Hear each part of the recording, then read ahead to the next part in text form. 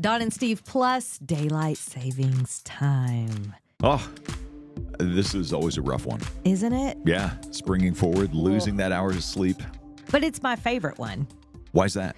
Because once it gets here and the body settles back in, I appreciate all of the daylight that comes into your world. Fair point. I really do. Yeah, I get that. I'm with you there. It's just that little thing of once the body settles in. Yeah. I feel like that takes longer and longer the older I get. I don't know not what it was. wrong. Like, I used to recover from that much more quickly than I do now. Oh, yeah. As a kid, like spring forward, okay, well, I lost an hour's sleep. But, within 24 hours, you're all You're good. regulated. You're fine. Now it's like 2 weeks later. Uh-huh. And if we're going to, though, lock it in and rip off the knob, I want to do daylight savings time. I'm with you. Yes. I don't want to do the fall back and then leave it there. Yeah.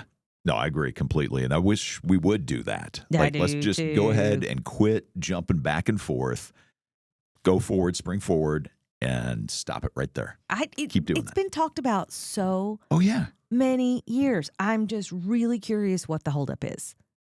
Yeah, that's a good question. Because it takes Congress to do it. Yeah. That's one of the holdups. But come on, like if you want to see something that's kind of important to the American people, we talk about this a lot. Let's do it. Every Yep. clock change, we talk about this. Oklahoma tried really hard last year. Okay. In 2024, Oklahoma had passed the legislation in their own state and said, we are staying at daylight savings time. But it still takes Congress to ratify it. And so they're with the rest of us. They're still having to go back. Oh, they go back and forth. Because there are some places around the country that don't go back and forth. Mm-hmm. That it doesn't in parts of Indiana. Parts of Indiana. I think there's parts of Arizona. And Wow. I know there's some other places too that, just not thinking of. But Let's declare Tennessee as locking it in. That and would be ripping off. good. Can we just say it? Can we just say it and do it? I mean, that'd be nice. yeah, I wish. I do think most people just want to quit messing with it and let it go. I understand why we did it back in the day, farming communities, and that was necessary. We're not there anymore. So, yeah. But how did you survive daylight savings time? Okay. I mean, it's not even 24 hours. So. Okay. Yeah. I mean, it's something you just learn to deal with every year. Gotta the do biggest it.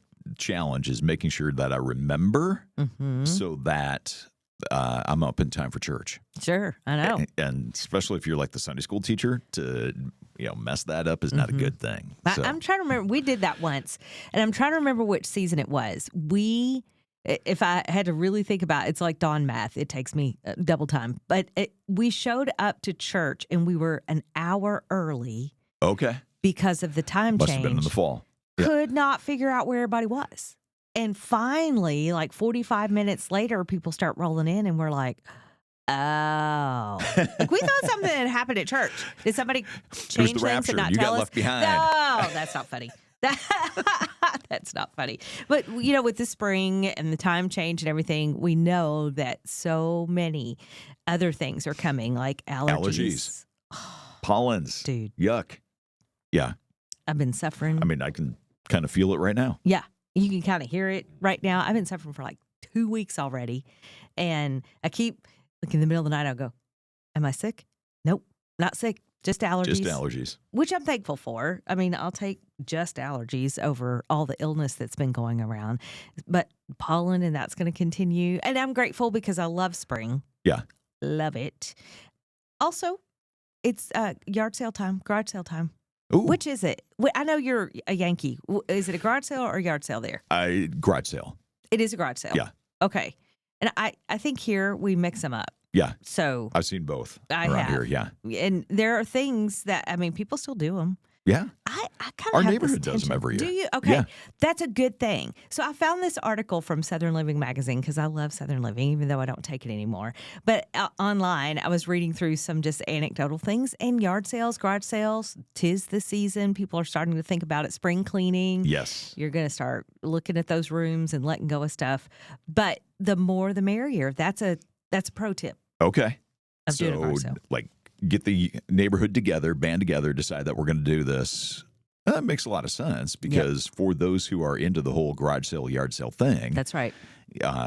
why go to one house and then drive a long ways to get to the next house if you can just get a lot of bang for your buck, right? Yes, that yes, makes sense. it does. And that pro tip, and then if you've not done one in a long time, make sure you have change because and plan ahead Oh, because yeah. the ATMs only spit out the 20s, right? You've got to have change and dollar bills and all. But now in our world, you can get Cash App or Well, Venmo. Venmo and yeah. Yeah, it's Yep. crazy. That I'm like, wow. I guess I hadn't thought of that I think that'd be the way to do it for most people. for real. Because if you think about the way that so many garage sales work, there's often a little bit of haggling. So something's priced at $10, you end up selling it for $8. Now, who's got all the single dollar bills laying around? Right. So yeah, Or Venmo all the would be. quarters. Yeah. I just remember when I did them with my grandparents that grandma would get out the muffin pan, the muffin tin. And that's where the quarters and the nickels and the pennies would go. And I don't really remember. It seems to me like we just put the cash under the muffin tin. But I feel like that was back in the day where people weren't trying to always, go get an easy buck. Yeah. If you were going to steal, you really were going to be subversive. Now I think people distract and it's become an art form. I don't support that. I just, people drive me nuts. So you grew up doing garage sales. But did that, yeah. Yeah. No, I want to talk about this. Okay. I want to talk about people driving me nuts. No, I just think, when you're trying to get something easy, like go the extra mile, go earn the dollar, and not take it from grandma's yard sale. But growing up with those, I thought they were so fun. Oh, sure. I don't find that. Not at all anymore. Steve. No, for real. Like as a kid, like all these people are around and it's Yeah. exciting and it's different and you're like, oh, this is kind of cool So fun. for a few hours. But I remember when we were moving about 5 years ago, Oh, we yeah? did you garage do one? sales. Oh, yeah. Yeah. Ah, Sold a lot of stuff. sure. And what didn't sell, we ended up giving a lot away.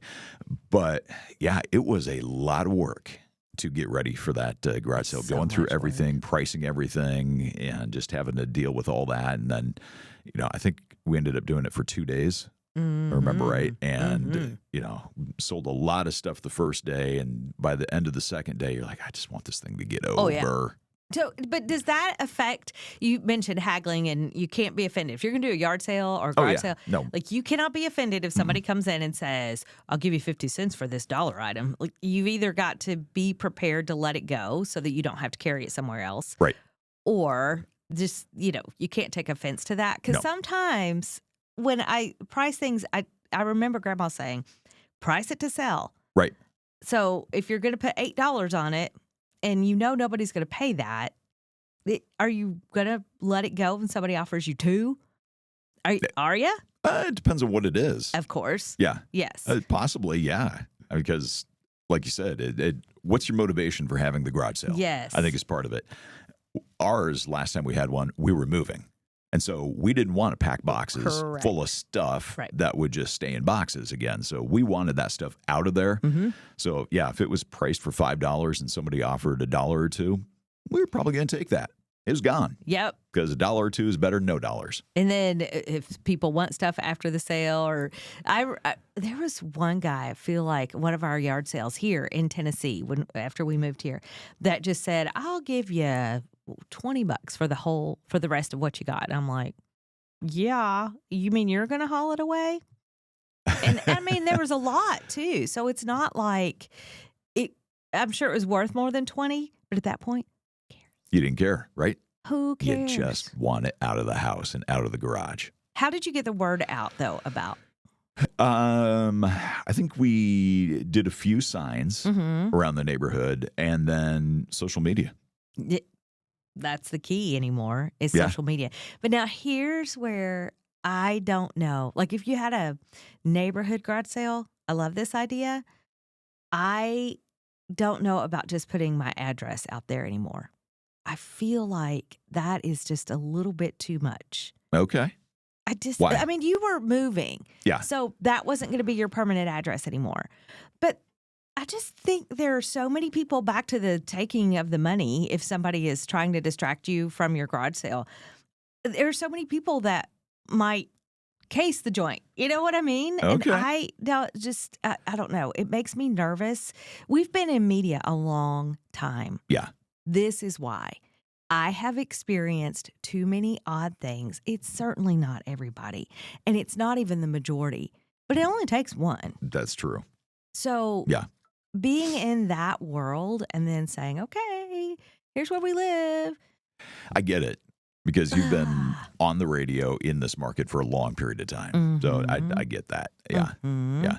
But you're right. The last time we did it, we were moving. So, within 2 weeks, we weren't going to be living in that house anymore. So we were like, everybody come. There you go. And get our stuff. But yeah, today, because our neighborhood does it, we basically are just like, yeah, come to this neighborhood. Absolutely. I would do that all day long. Lots of houses. Yes, I would do that all day long. And then, if people show up, whatever, that's great. It's not that I don't want people to come to my home. It's just that it can get a never little. know who's going to come to your home. Yeah. I mean, through the years, there are stories. That's all I'm going to say. And you guys did. I mean, I called you a Yankee. You guys moved from Illinois, the Chicagoland, all the way to Tennessee. What are some of the biggest changes that you noticed? Can you remember? I know it's been 5 years. Some of the big changes going from the north to the south. I think what struck me first was how much people just wanted to engage in small talk. Okay. No small talk in Chicago? Everybody's just like, I've got stuff to do. And so we're going to converse as we need to converse. So, but we're not going to take extra time in the grocery store line, or we're not going to stop, if you happen to bump into somebody and have a half an hour conversation, whatever, because we all got stuff to do, places to go. And so we're going to talk about what we need to talk about and move on. I see. Yeah. I mean, I think that's still true here, but I wonder if, okay, this is my perspective. I think people still see people here. There's oftentimes that you'll see somebody in the store and you're like, I don't have time. I've got to duck and run. So you try not to engage. It's not because you don't want to see that person as much as you just don't have time. Yeah, right. Right. So you'll avoid the conversation. And yet, I always appreciate when you have, okay, I don't want to take the time, but I'm gonna. It's sure. And sometimes those end up being great little conversations that you have there. The other thing that I noticed pretty quickly was sometimes there was we're going to use lots of words to try and distract you from the fact that you might not get the answer that you're looking for. So, for instance, can you give an example? When we moved down here, we were living in an apartment for several months, about 9 months, while we were waiting for our house to be built and get finished. Well, now we have COVID. That happens, sure. right? That's so right. there are legit supply chain issues. Sure. I get that. That makes sense. And you're trying to build a house. We're trying to build a house. It's a real thing. Yes. I totally understand that. So as we're talking with different vendors and suppliers and things, they're saying, well, that's going to be a delay of 2 to 4 weeks. Okay, fine. I can handle that. What they meant was that's going to be a delay of 4 to 8 weeks. Oh. That's okay. Sure. Tell me 4 to 8 weeks. Yes. Because if you tell me 2 to 4 weeks, in 4 weeks, I'm like, hey, where are we on this? What's going on with this? Right. We're still delayed, and that happens enough times that we're like, just tell us what it really is, because then you set expectation for what it really is. Say, we don't want to disappoint you, and so we're going to tell you something that we know is probably not true, but probably what you want to hear, and then we're going to deal with the ramifications down the road. I wonder, though, if that's in the building and project world. It wasn't just that. Oh, it was wasn't. Also furnishings and other things. It was a number of different things. Not just the builder. Not just the builder. The only reason I wonder that is we've had enough little projects through the years where somebody, a contractor or subcontractor, will say, yeah, we're going to do this. We had one, bless him. He was going to do a little bitty bathroom. Bitty bathroom. We did all the demo. Ben, the royal we. Ben did all the demo. So all they had to do is come in and do the subflooring, because we ripped it out to the studs. Do the subflooring and finish the project. And he was going to do it while we were out of town. We trusted this guy. So Monday comes, no update. Tuesday comes, no update. Wednesday. Finally, I'm like, hey, where are we on this? Oh, I haven't been there all week. But we scheduled it for you to do it while we were out of town so it could be done and we'd be out of your way and you'd be out. Oh, and that's happened so many times. So I'm not sure. I mean, and that was in the South, so I can't say, because we lived in the North too, Sure. but we didn't do any projects in the North that we couldn't do. Yeah. Well, I have learned in dealing with contractors and wherever, squeaky wheel, Sure. right?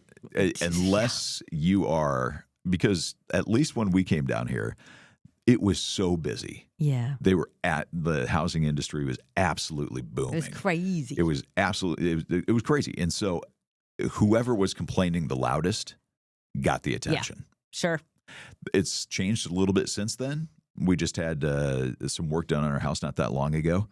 The contractor that we had, and part of it has to do with who the contractor is Who too. it is, yeah. Right? Contractor was phenomenal. Wow.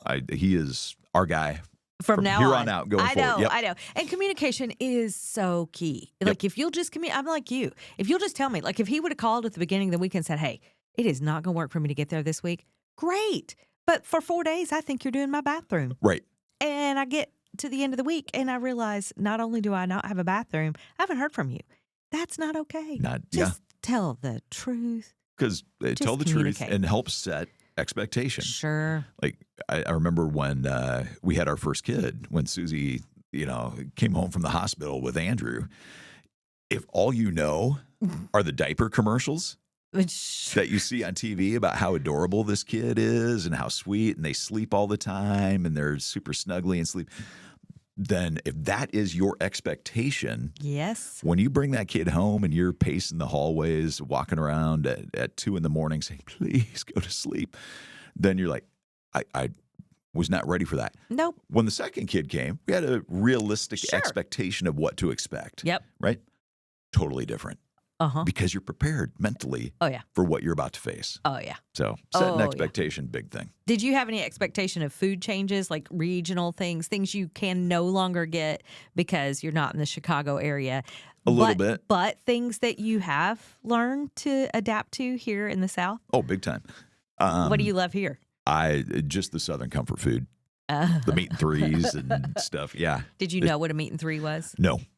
I was clueless as to what it was. People would talk about that, and I'm like, I don't know what that means. I just know I like that place. Love that. Right. Right.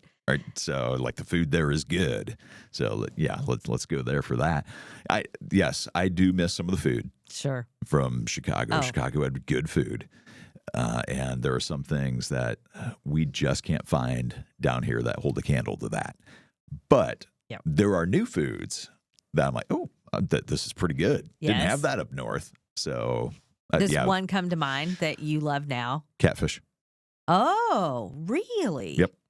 Now, do y'all prepare catfish at home? No. That's something you get out. Yeah. That is one of those foods that I know there are home cooks that can do it really well. I don't fry food as a rule. Yeah, we don't either. I know I've got an air fryer, but still, if you're going to do catfish the way catfish should be done, it has to be somebody who's got a deep fryer and knows how to season it. Knows how to do it. But I'm with you. That is so good. What about cheese straws? Did you know anything about cheese straws when you were in the Midwest? No. Have you since you've been here? I still don't know what a cheese straw is. Really? You don't? Yeah. Okay. Well, it's it's a Southern thing. Okay. And they're as different as like pimento cheese.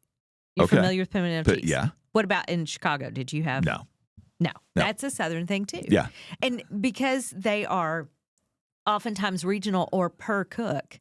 So a cheese straw is kind of like a cookie cracker, but it's savory. Okay. And everybody makes them a little different. You can easily make them at home, but they're a bigger thing in the South. And I think the further south probably you get, the more you're going to see that influence. Are they shaped like a straw? No, because cookie cracker does not imply straw to me. So I know I'm it confused. just depends on who's making it and the form that they make it in. Like the ones I think of, the recipes I've seen are more like a 3-inch by 1-inch, but I've seen them cylindrical. Okay, so it just depends. Pimento cheese, so different. Ben grew up on pimento cheese. He loves it. He loves store-bought pimento cheese. sorry. There's some, like, I grew up not liking pimento cheese. And what I realized is that if I get homemade, I love it. Okay. But if I get the one that's been squirted into the little thing and it's put in there is something that has a turn to it, but he loves it. That's good. I love it on a burger. That's what I learned. That's why I started Yes. eating pimento cheese down here. Oh. Like, it was on burgers. I'm like, oh, that is good. I mean, it's so bad for you, but it's so tasty. And that's another thing, though, that's more of a Southern thing. Yeah. Buttermilk. Never liked it. Still don't like it. But I bet you like it in a biscuit. Yes. Absolutely. All the things. Yeah. Did you ever have debates in Chicago? I know guys probably don't as much as we, or I won't say it that way. If you're the cook, you probably have a preference for mayonnaise. Miracle Whip. I can't talk to you anymore. Yep. Ugh, Miracle Whip. that's not mayonnaise. It's close. That's salad dressing. No. Go read your label. They don't even call it mayonnaise. I believe that. Uh-huh. Yeah, sure. It may not be mayonnaise, but it's a mayonnaise substitute. That is better than mayonnaise. You and Ben. No. Yeah? No. And no. But there's Ben knows. debates down here and there are regional things. And so I was reading this article and the gal was talking about her sister coming in from another state and things that she cannot get where she lives.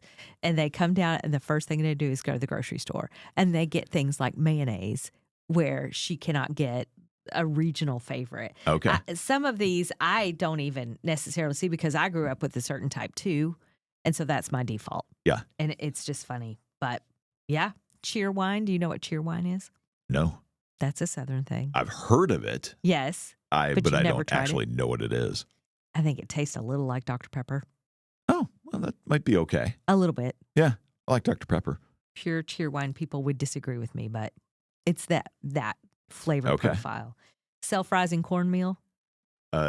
Sure. Heard of it.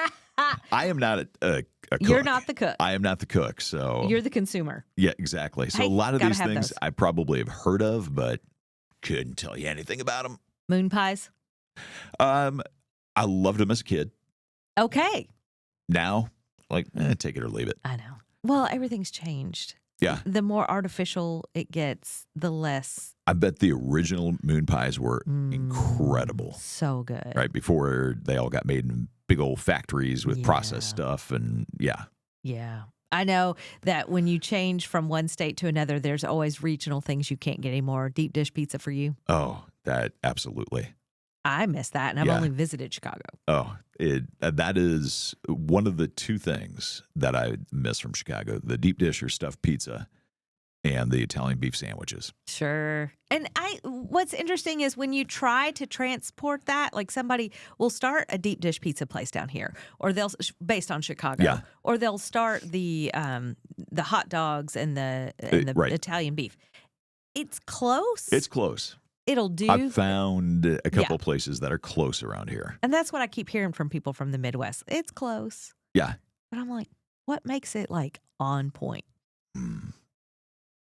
I think it's hard to sometimes say because if you're from a place like Chicago that has so many different options Yeah. of deep dish pizza, or has so many different hamburger, hot dog, Italian beef type joints, you probably have your favorite, Yes. right? And so, like, when I absolutely have my favorites for those kinds of things in Chicago, what I found down here is that some of the pizza places, some of the places that will try and do Italian beef, they're like on par Sure. with maybe my second, third, fourth Okay. favorite in That's pretty good, Chicago. though. But nobody's touched the top spot.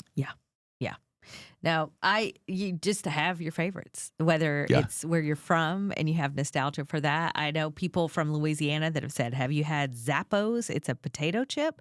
And I never had until he made sure one time when he came to visit us that he brought some. And around here, too, Golden Flake potato chips. Okay. Another regional thing, Yeah. but there's just so many fun things. I know we're coming up on the 5-year anniversary of y'all moving here Right. and how the Lord brought you guys to Tennessee from Illinois. What have you thought about that? Do you realize that anniversary is coming up? Just the fact that like we are aware that it is coming, and we kind of look at, man, life has changed a lot Yeah. in the last 5 years. Yeah. And grateful for what God has done in our lives over the last 5 years. But yeah, it's one of those things like, wow, 5 years. Okay. Yeah. Let's go. Let's keep going. When the Lord has changed things over the last 5 years, whether it be foods, catfish, whether it be yard sales and things that you do want to do and don't want to do, what is the one thing that you think about and think, okay, Lord, wow, just wow? I know there's a lot because I know your all story, but one thing that as you reflect. I think probably the biggest thing has just been the number of times that I feel like God has asked our family or people in our family to, in a sense, take a step of faith, to surrender something and to take a step of obedience. And how sometimes that's been easy and sometimes that has not been easy. But as we've taken some of those steps, how God has met us there, how he's continued to provide, how he has brought new community and meaning and purpose into what some of those steps we were like, I don't know what this is going to mean, but it has ended up being just a great thing for us. And so I think the biggest thing is just seeing how, as God has laid on our hearts to take these different steps, how that has impacted our family and impacted our individual walks with him. That is super cool. And then you got catfish too. And then with catfish, Just yep. saying. I have learned I love it. That's It took a good minute, stuff. but once we got the real stuff, the good stuff down here, I'm like, yeah, bring that on all day. Well, there may be things that you miss from certain parts of the country that you once lived in, and now you're living somewhere else. And feel free to let us know what that is. You can comment at any time, different platforms that you maybe have connected with this podcast. If you have not done so yet, we'd love for you to like and subscribe to the podcast. Also, check out the website, DonandStevePlus.com, and links there in the show notes to different things, including Raphael's. Could not do this without them, and grateful for that. But thank you for listening. Thank you for watching. Thanks for being our plus one today.